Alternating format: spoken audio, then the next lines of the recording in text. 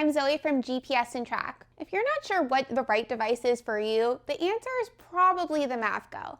This guy has a 3-month battery and updates every 5 minutes while moving, so you'll always know exactly where things are. One of my favorite things about the MavGo is how flexible the charging is.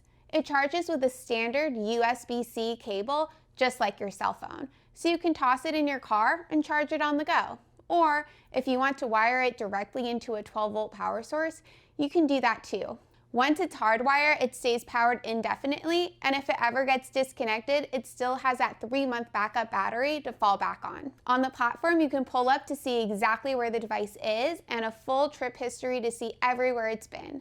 Setting up a geofence is just a couple of clicks. Draw it around any area, and you'll get an instant alert if something moves in or out. Versatile, tiny, and honestly hard to go wrong with, just like everything at GPS and Track. And remember, when you call us, a real person picks up. No hold times, no AI, no overseas call centers, just our team ready to help.